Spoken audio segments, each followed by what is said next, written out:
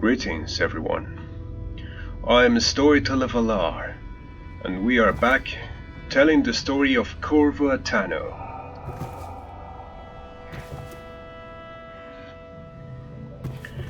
If you remember from last time, we were told to go to sleep. Great.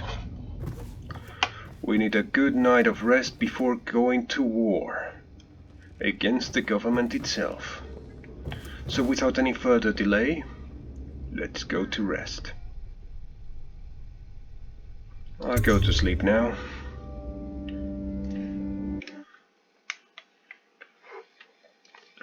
Somewhere else.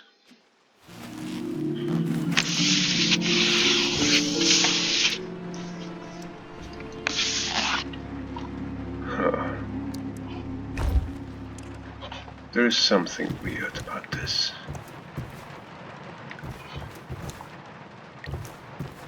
Is it raining? Maybe.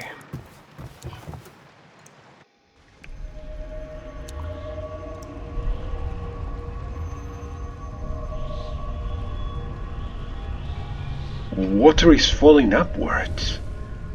Rocks are flying. What happened here?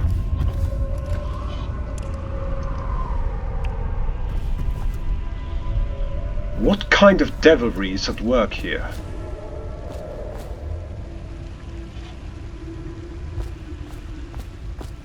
I think I'm going to die.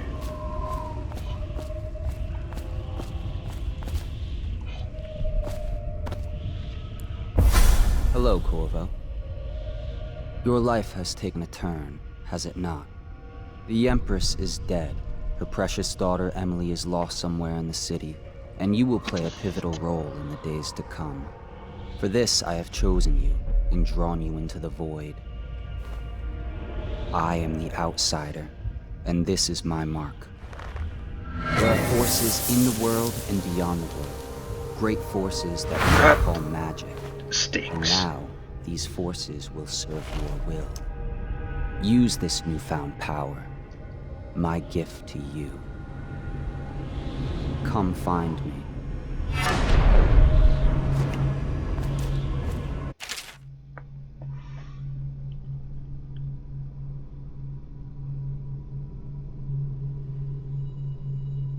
Huh.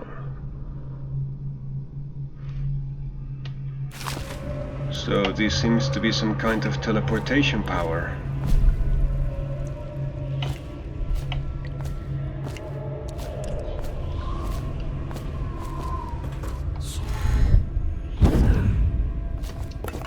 I don't want to see that. That's my dear Empress.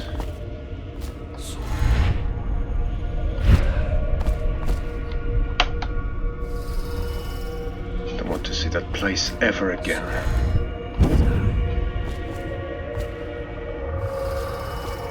What's that?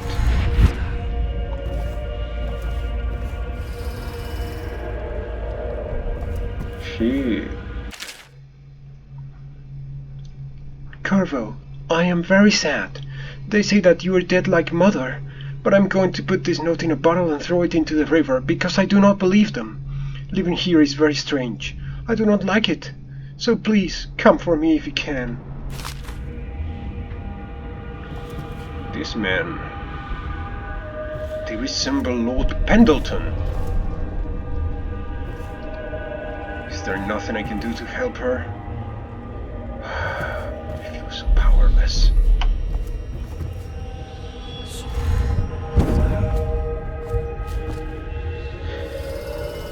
You.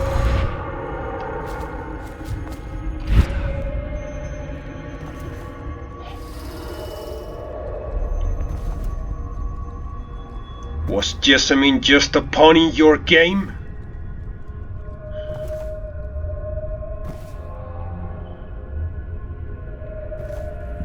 Your ambitions, were they worth it?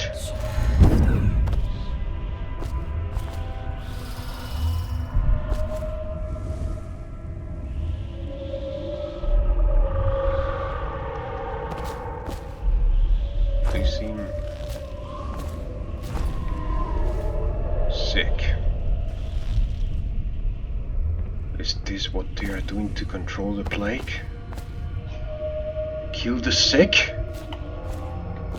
Great, just great.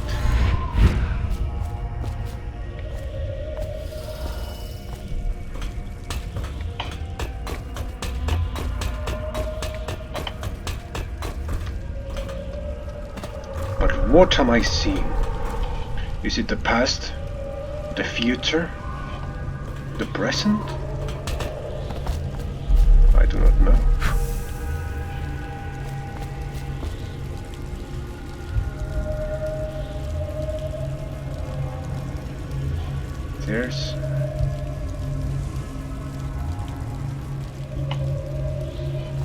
This has to be a dream. In the days that follow, your trials will be great, Corvo. Seek the ancient runes bearing my mark in the lonely places of your world, and at shrines raised in my name. These runes will grant you powers beyond those of other men. To help you find these runes, I give you this, the heart of a living thing, molded by my hands. With this heart, you will hear many secrets, and it will guide you toward my runes, no matter how they may be hidden. Listen to the heart now, and find another rune.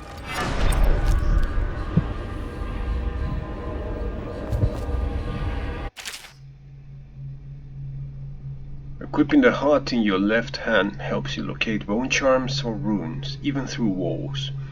The heart beats and lights up when you are facing a bone charm or rune, and it beats faster as you get closer. The heart will whisper secrets if you press while targeting a person or location. This place is the end of all things, and the beginning.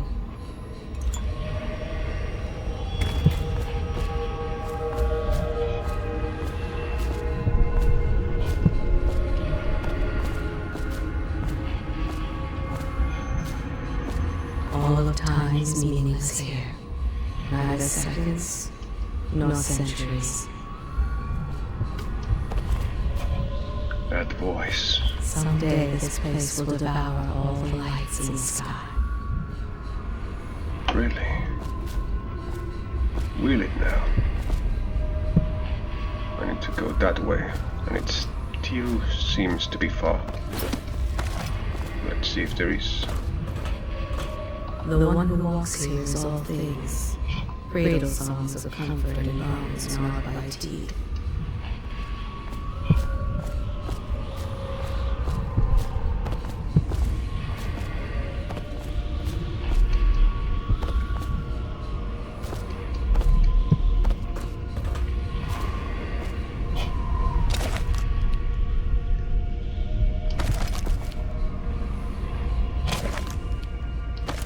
Alright, I can stow my items like this. It's down there, but I want to make sure I don't leave anything behind.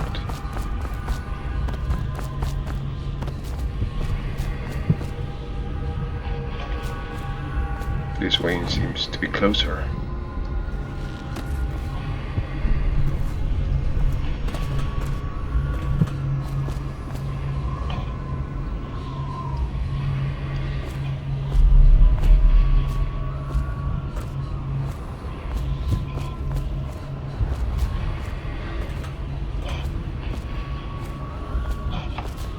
I should probably drop down there. But again, I cannot go back if I do so. So let's see.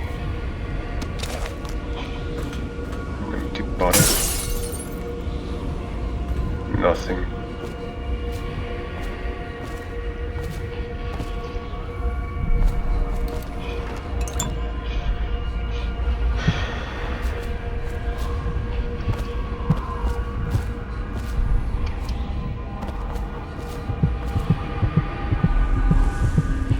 That must be it. The rune I was told to seek.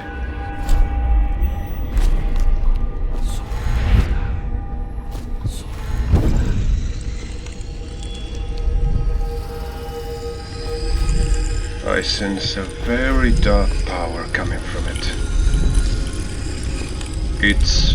It's kind of familiar at the same time.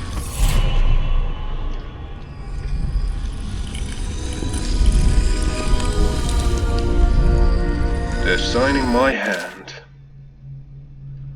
Runes and acquiring powers. Once you've collected some runes, open the journal and go to the power section to exchange them for powers. Runes can be collected and used to acquire supernatural powers.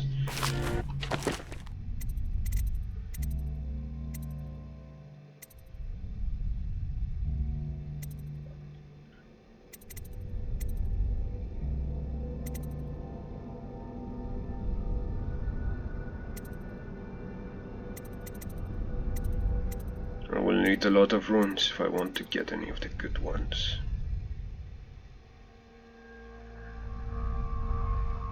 This seems to be the most useful. Dark vision.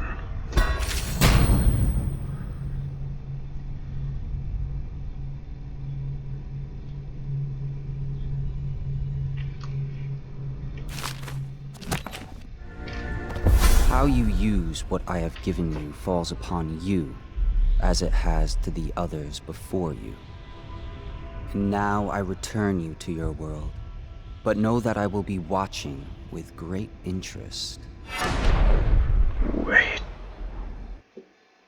Does this mean the assassins? Oh, that was a... Oh, it's really here, it's not a dream.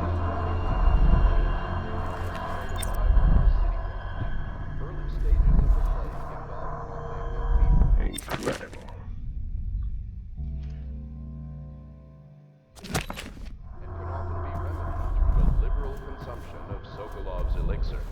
Once bleeding from the eyes occurs, death is inevitable.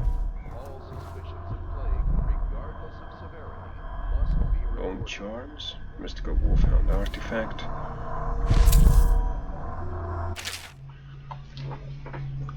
Early life and criminal record. Slackjaw. Except from a series of letters sent by a member of the Bottle Street Gang. You want the chinwag on Slackjaw? What he was like when we was young, before he got his name? Oh, he's got a cool head now, but it weren't always like that in the days before he was the boss of the Bottle Street Gang. Time was, young Slackjaw wasn't such a reasonable man. Like most of us, he grew up on the streets, running with a pack of ragamuffins, and avoiding the law, pinching whatever he needed. Dark-haired and dark-eyed, smoking a pipe by the age of 10. For them born into the brothels or coming from the orphanages, it was either the gangs or working in the mudlarks, and no one wants that. Some got pressed into the Navy or put down in the mines ran by Pendleton or Boyle families. As hard as it was on the streets, as hungry as we all got, at least we was free. By the time we weren't little ones anymore, Slackjaw was one to watch, usually calling the shots when we took down a farmer's cart or a sidewalk street vendor. He'd come up with a plan, give everyone some part to play and decide on the split. Most of us just went along, 'cause we learned fast that we made out better like that. More food, more coin. Plus, none of us wanted to deal with Slackjaw when he was in a rage. He worked on a couple of big jobs with Black Sally across town, and that was enough to get the attention of the other bosses. He wasn't just a street kid anymore. Now he was an up-and-comer, which meant trouble. Another guy who fancied himself as such was Mike the Fish, who was working his way up running the production racket among the factory women. One fine evening we were all taking in a body show in the theater house. Mike the Fish and his lot are there in the cheap seats too, just down the aisle from us. Mike gets a wild idea, he wasn't big on planning, and throws a heavy ceramic spittoon at Slackjaw. Hits him square in the face and breaks his jaw. We look to see if there's gonna be a blood brawl. but Slackjaw just points at the floor and we all leave, with Mike laughing at our backs.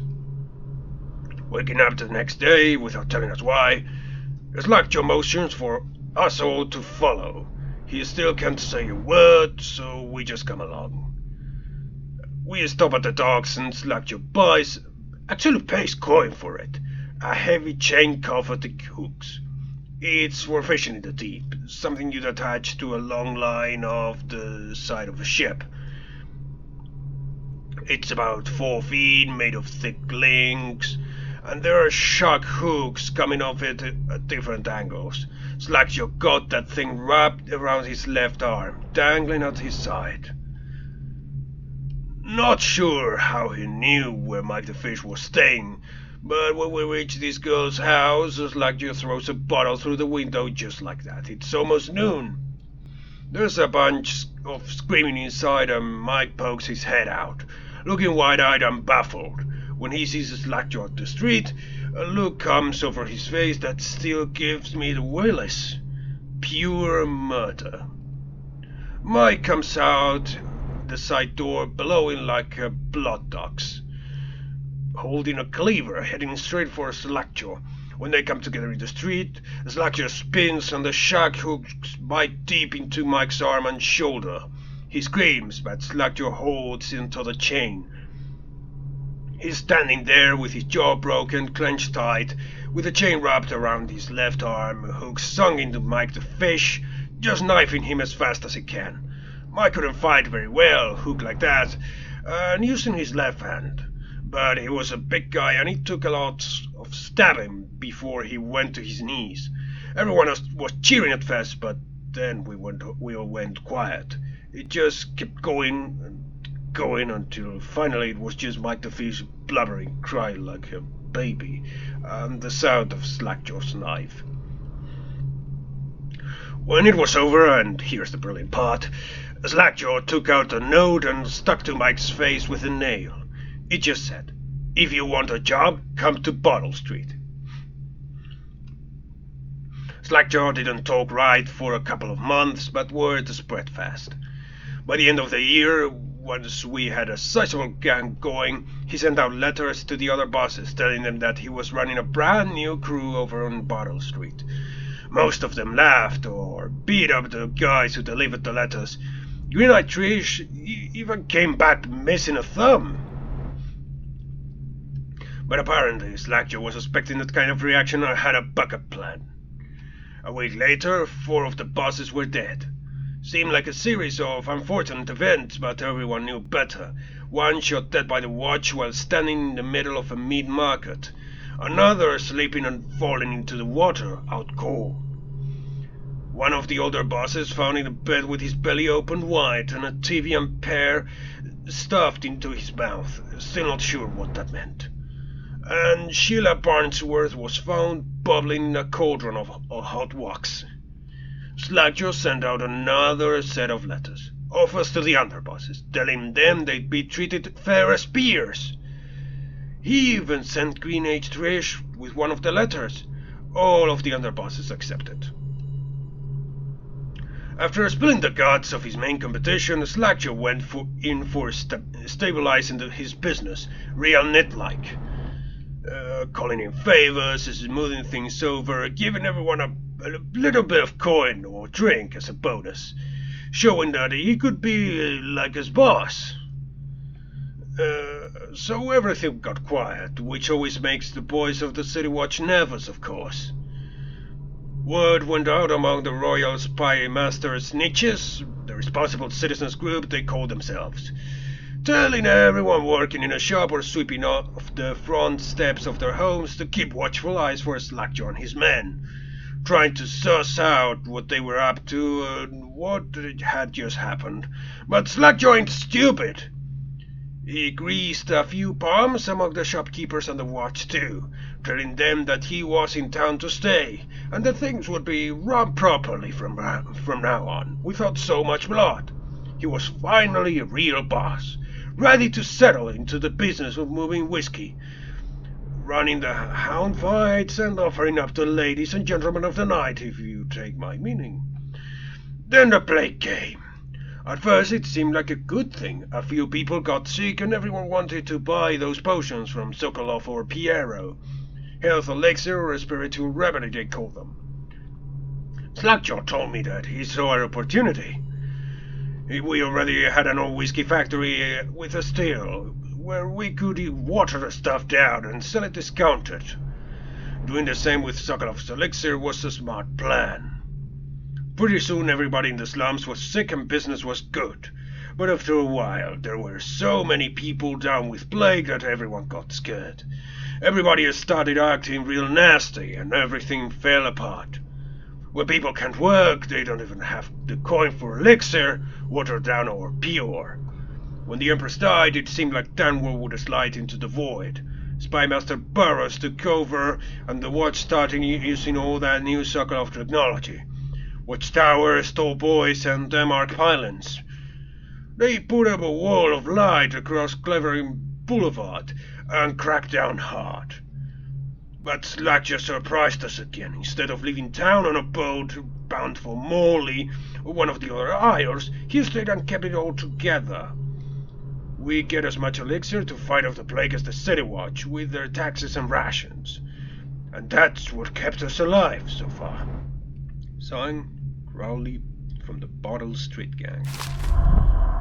So it seems there is an alternative to state-approved remedies. A black market.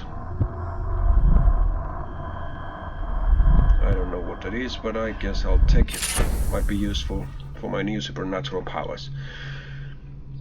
Bone charms provide the small supernatural benefits. Locate them by listening for the song they emit. Oh, that sound.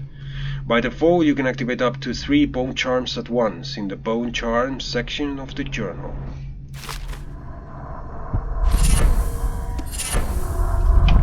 Let's take them all and equip them. Shot whiskey bottles explode with greater intensity. Nice. Blast resistant, damage from explosions reduced slightly. Win sword vs sword contests more frequently. In case I need to use the sword, which I will try to avoid as much as I can.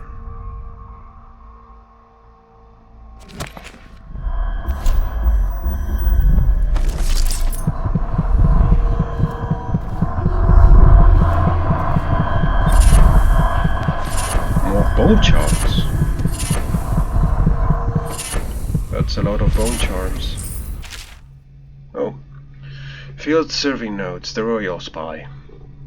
Except from the personal memoirs of Hiram Burroughs, dated several years earlier. This is the 4th day, month of High Call. Progress continues on the suppression of gang activity in the distillery district, but more slowly than I'd expected. The ruffians operating there have been cunning, I'll grant them that. But it's only a matter of time. I'll see their leaders flogged in public and sent beneath the royal executioner's blade.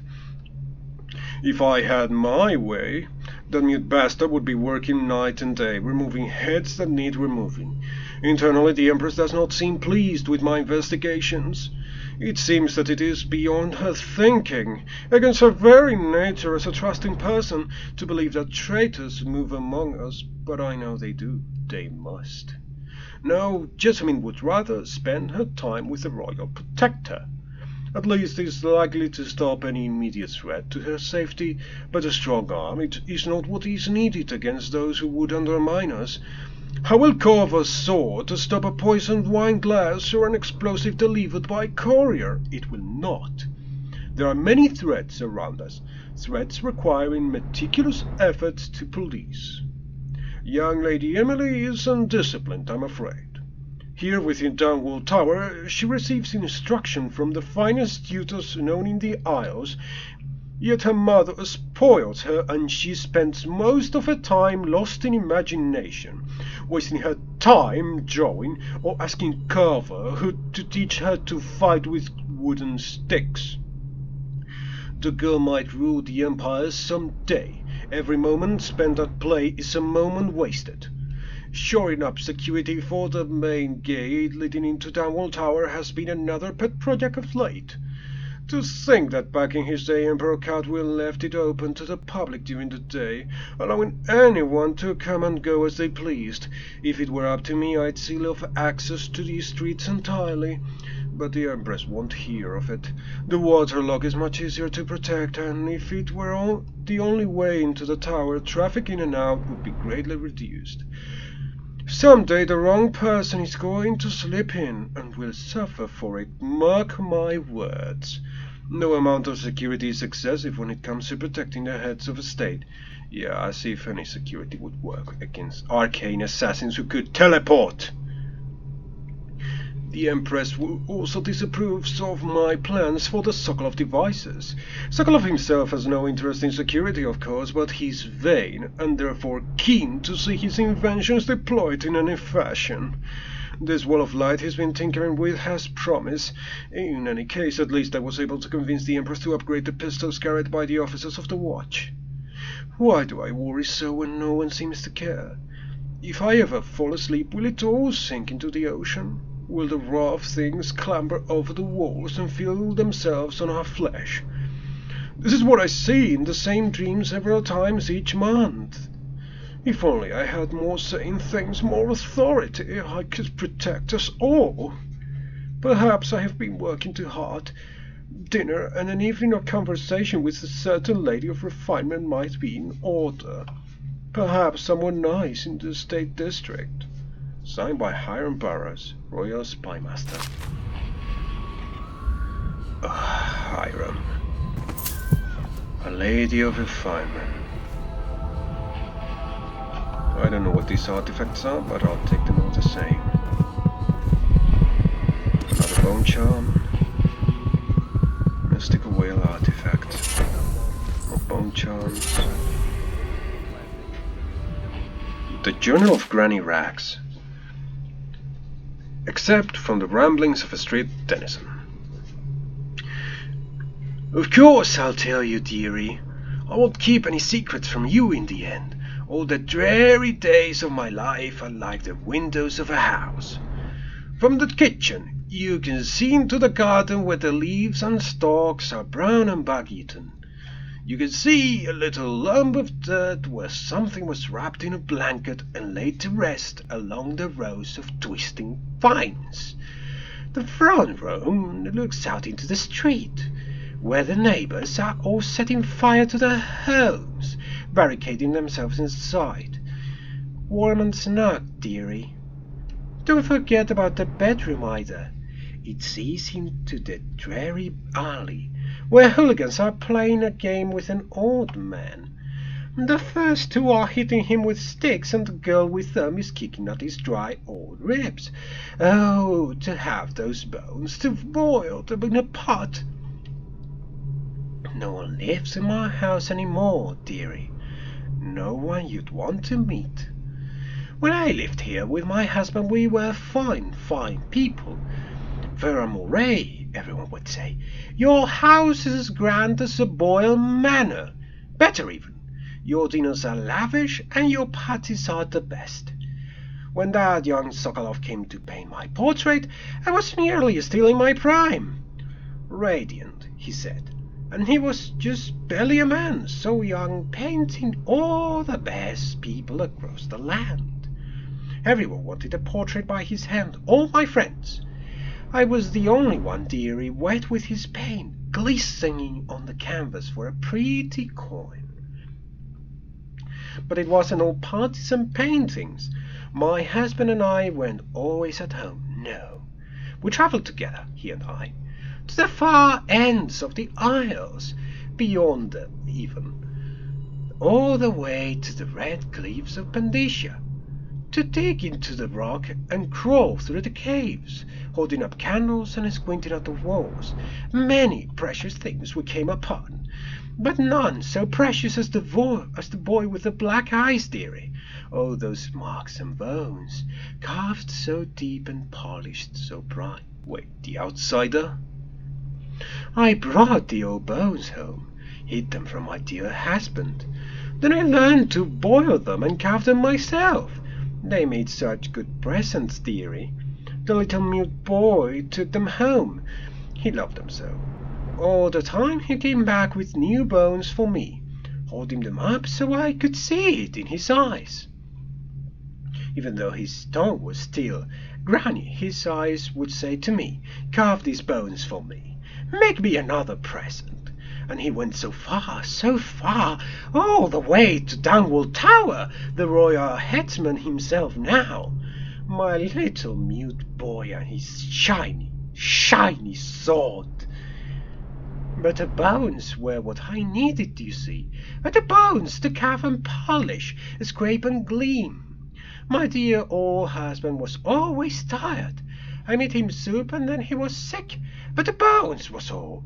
For my little mute boy, carved in the name of the one with black eyes. And after my husband was gone, given away as birthday gifts, I didn't want to live there anymore.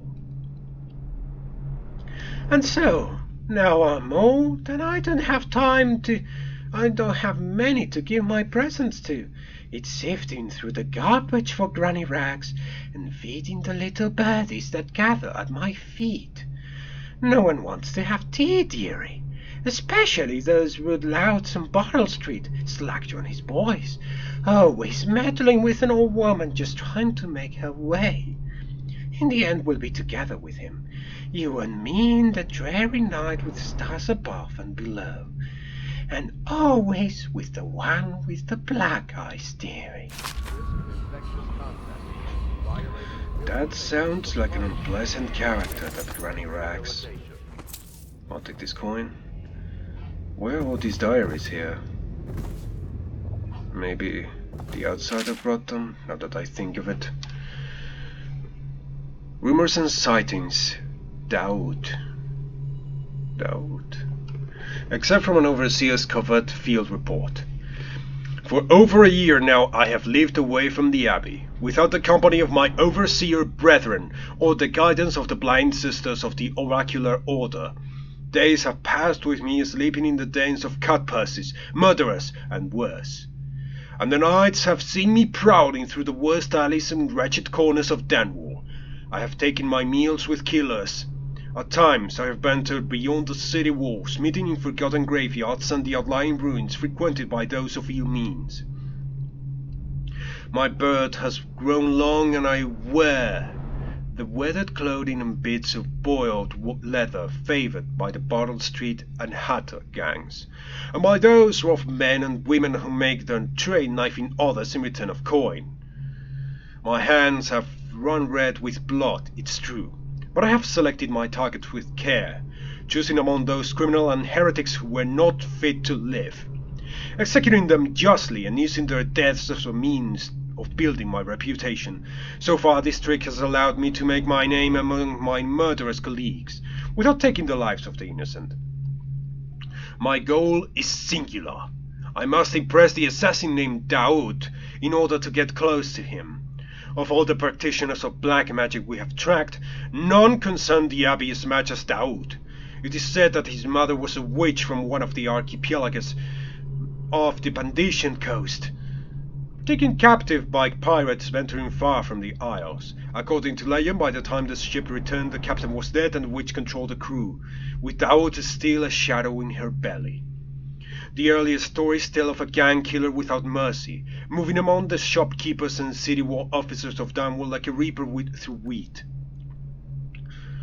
Then a period of silence followed. Years we now believe he spent traveling the Isles, studying anatomy and the occult, in the great halls of learning and in hidden basements frequented by fellow dabblers in the forbidden arts. Daoud is even purported to have spent a winter in the Academy of Natural Philosophy itself. And for a time, before a schism developed, he counted the Brigmore witches among his allies. All the while he honed his craft, and it is during this time that we believe he began to consort with the outsider. So, the outsider is well known. Great. So my powers will be easy to identify. New reports emerge of a dusky-skinned assassin, paid by the elite to eliminate their rivals in Dunwall and in the other major cities across the Isles. Those who saw him and lived numbered in the handful, but all of them reported something strange. He appeared and vanished like smoke. From a nearby rooftop he gestured, and a noble woman stumbled from her balcony, falling to her doom on the cobblestones below. Most recently, as this new threat of plague has risen in Dunwall, Daoud has been seen leading a gang of men in dark leather, dressed as factory wailers in their vapor masks. They seem loyal beyond comprehension for one so unworthy, leading me to wonder if some of his magic is dedicated to lulling their minds, enslaving them. Only a month ago, one young girl claims to have come upon a strange scene. Carrying a bottle of milk home to her crippled brother, she was taking a shortcut through the tailor's district. In a narrow street, she passed beneath a window and heard unusual sounds from within. Pushing aside the ratty curtain, the girl saw into an abandoned apartment used by miscreants for gambling and trading haba weed. An occult shrine had been erected against a far wall, which she recognized from the teachings given by her local overseer.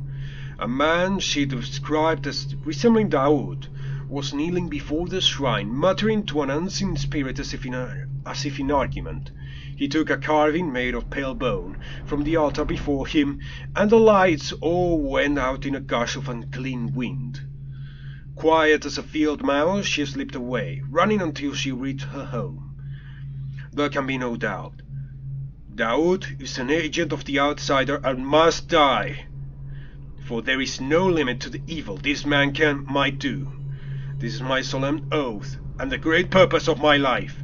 Until Daoud is dead, and his corruption has been purged from the world, I will continue to move among the depraved, winding my way toward him. I will not drop my guise or don my overseer's mask again until Daoud breathes no more. Well, that overseer might become an ally to me. This Daoud person really needs to pay for his crimes. There's something else. That way.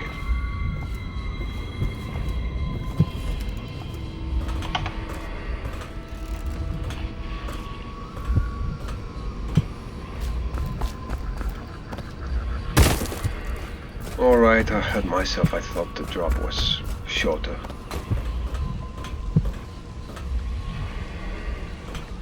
That way?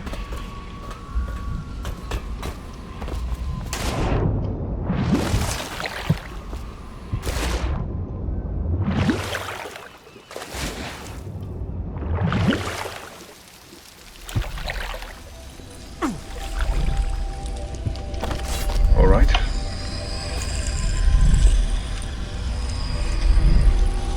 There's a fish nearby. It bit me. Play your way. Powers. The powers you obtain from runes can be used creatively to defeat enemies or move through the environment. Blink from roof to roof, possess rats and fish with slow time before rushing a group of enemies.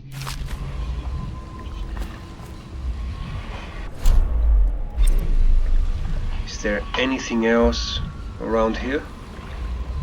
Or is this all there is to this area? The heart doesn't seem to be sensing anymore. It's not lighting up, so perhaps there is nothing else.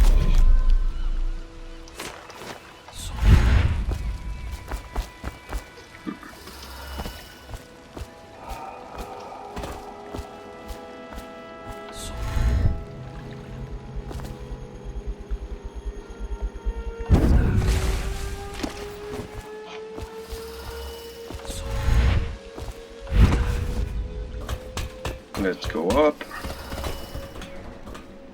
And as there seems to be nothing else in the area, we can go meet the others. Let's check once again with the heart. But I don't think there is anything else. Nope.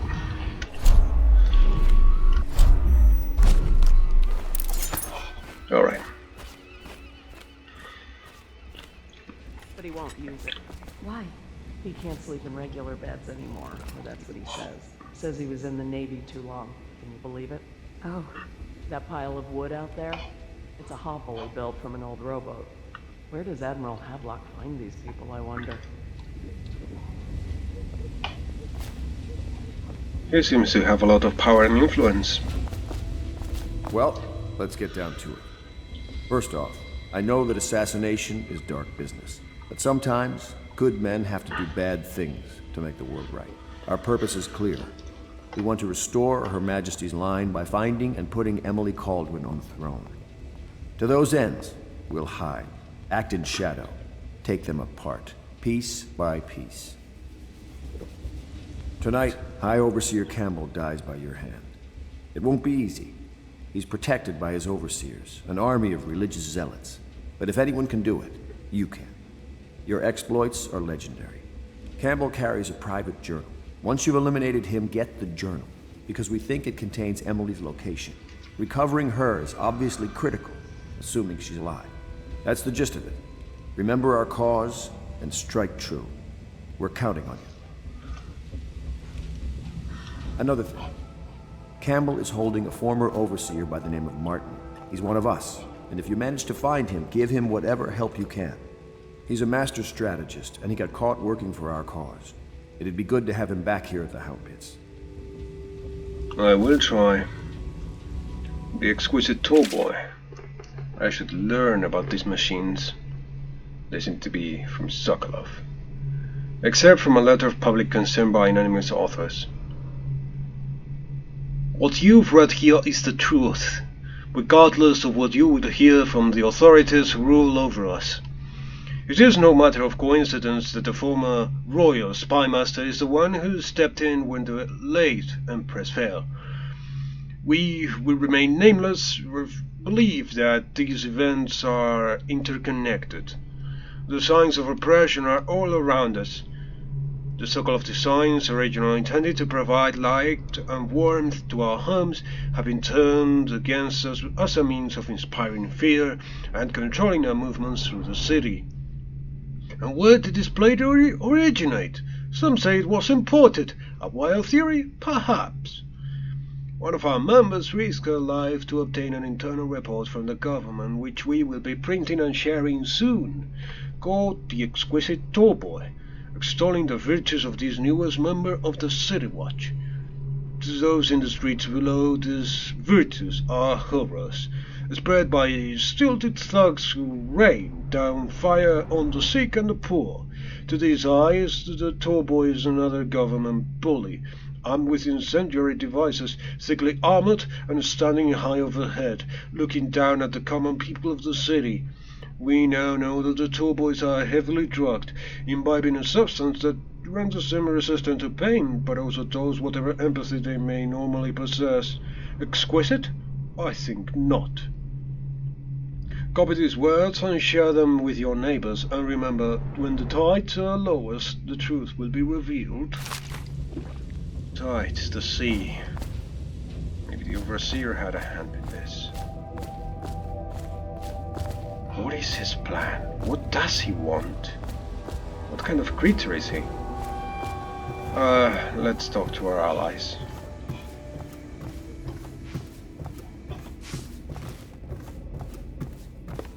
Good day, Master Corvo.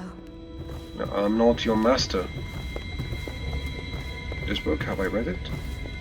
Oh yeah, this is Agatha's Tale.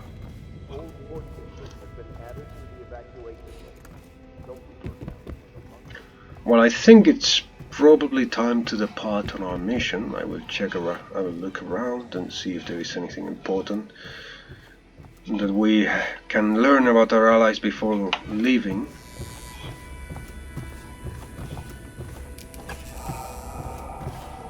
But I don't think they are doing anything worth mentioning right now. Yeah. We just went around the whole pub, and there is nothing worth talking about. Very well.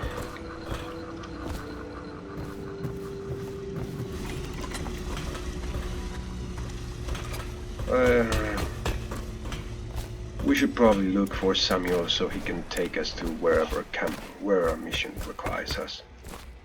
Oh. Corvo. Hello. I'm Callista. I work here for Admiral Havelock. I'm sorry to intrude on your business, but this is important.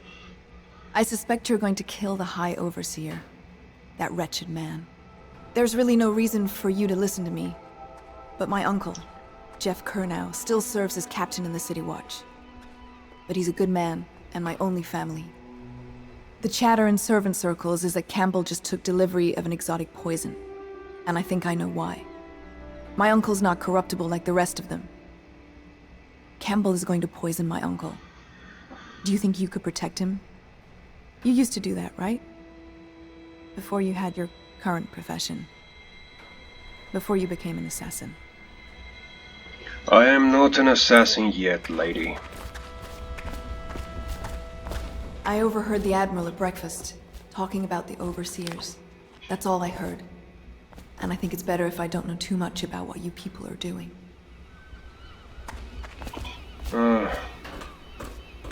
That's where revolution is. Dirty. Do we have anything? What can I do for you? Can I ask for your services? Let's talk about upgrades and new equipment. Piero. Let's see.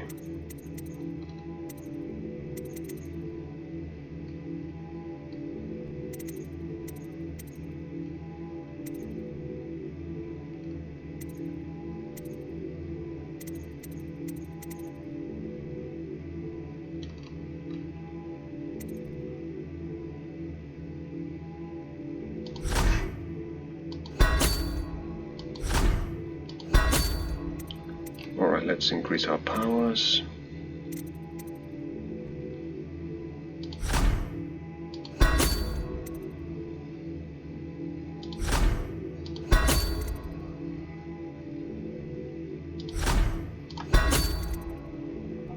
This will be quite useful.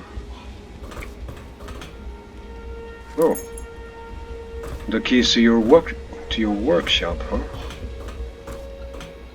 I wonder what gate do they open? Maybe you have a closed gate around here. There's a book behind the autograph player. Oh. It's the book about his remedy. And there's nothing around here.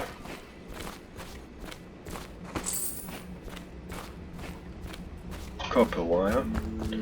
That's worth a bit of coin.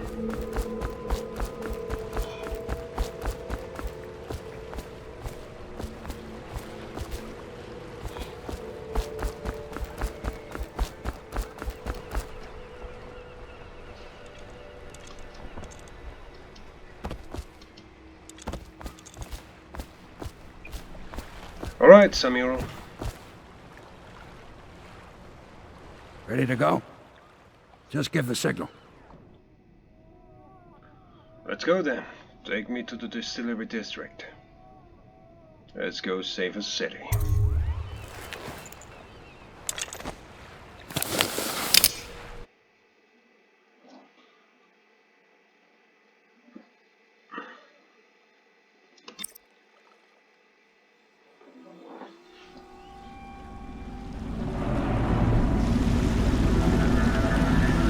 It'll be a rough trip. Used to be to go straight up Clavering Boulevard, but now it's not so easy. Half the city's dead of the plague.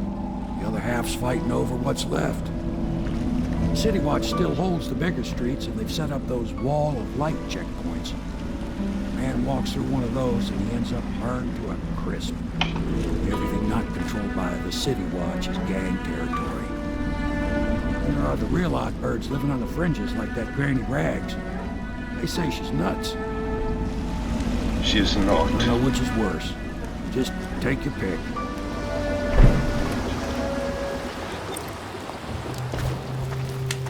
I will try to take my pick.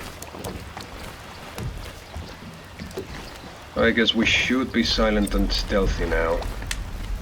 Oh, sorry, Samuel, I took your rat. Alright, I'll get equipped and we'll call it a day.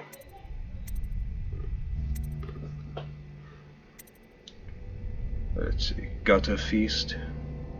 White rats can be consumed for mana. White rat's friend. This might help. Good lungs, breath capacity and water increases slightly. I don't think I'm going to dive much right now. Void channel, river affinity, swim speed increased slightly. Again, I'm not swimming that much right now. Drop assassination.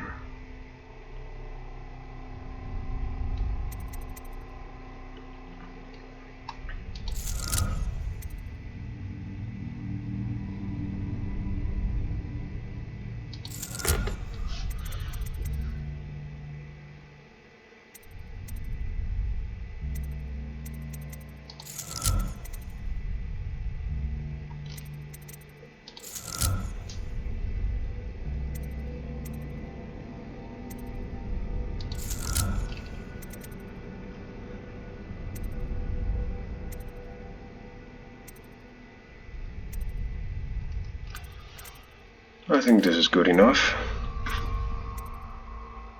Vitality.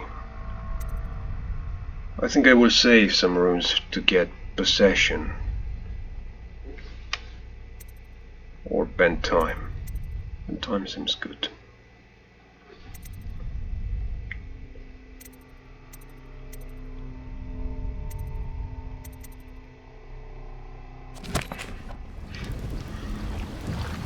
Anyway, it seems we have many powers to acquire.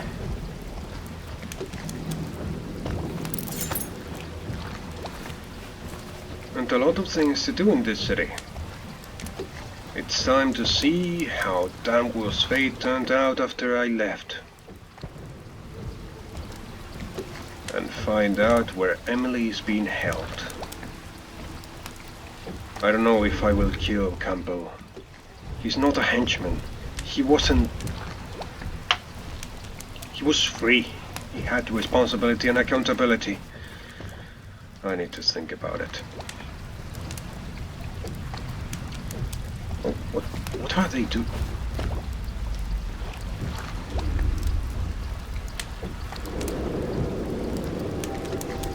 What a respectful way to dispose of corpses. Anyway, that's it for today. See you in the next episode. Goodbye.